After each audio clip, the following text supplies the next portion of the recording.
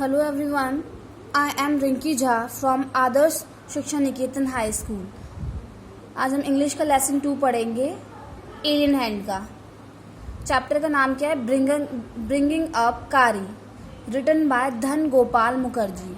इस चैप्टर में हम एक बेबी एलिफेंट के बारे में पढ़ेंगे जो कि ऑथर और उसके पेरेंट्स के साथ रहता है। वो ज़्यादा नहीं खाता, डेली 16 kg ट्विक्स मतलब टहनियाँ खाता है। गेम्स खेलना उसे बहुत पसंद है और उसमें एक और क्या क्वालिटी है, उसने एक 5 साल के बच्चे की जान बचाई थी डूबते हुए। तो स्टार्ट करते हैं चैप्टर। जो कारी होता है वो एक हाथी होता है। जब वो 5 महीने का था तभी उसे किसको सौंप दिया गया था? उसके केयरटेकर्स। और जो ये ऑथर था, फ्रेंड था उसका, वो 9 साल का था उस वक्त। वो जब खड़ा होता था तो वो सिर्फ उसकी पीठ तक ही पहुंच पाता था। लगभग 2 साल तक वो इतना ही ऊंचा रहा। वो एक साथ बड़े हुए। ये इसीलिए इस बात का उसे पता नहीं चला कि वह कितना ऊंचा था। वह एक तंबू में रहता था।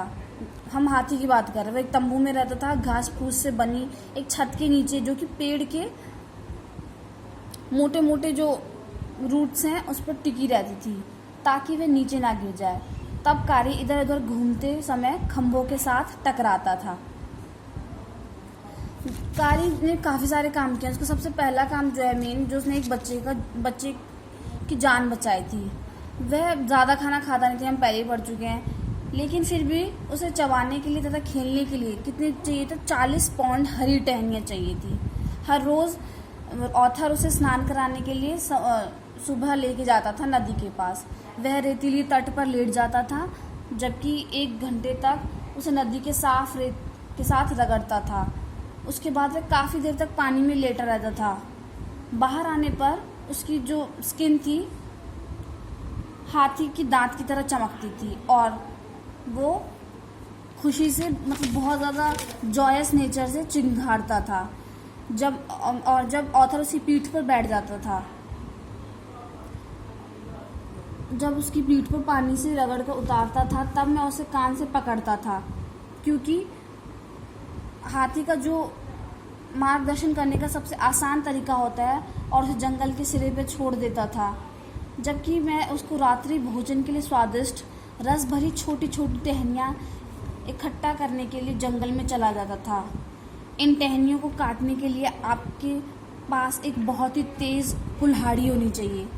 कुल्हाड़ी को पैना करने में आधा घंटा लग जाता है, क्योंकि यदि कोई टहनी टूट फूट जाती है तो कारी उसे छूता भी नहीं था, उसे खाता ही नहीं था। तो कारी के लिए छोटी टहनियाँ और पौधे प्राप्त करना आसान काम नहीं था।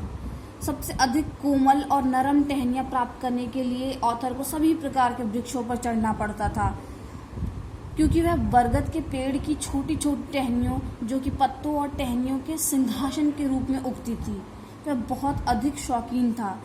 एक दिन मार्च के महीने में, वसंत के दिनों में, ऑथर ने टहनियाँ इकट्ठी करी थी। तब अचानक दूर से कारी के द्वारा पुकारे जाने की आवाज़ सुनाई दी। जो कारी था उसकी आवाज़ सुनाई दी उस ऑथर को, क्योंकि वह अभी भी बहुत छोटा था। जो हाथी था अभी भी छोटा था काफ़ी।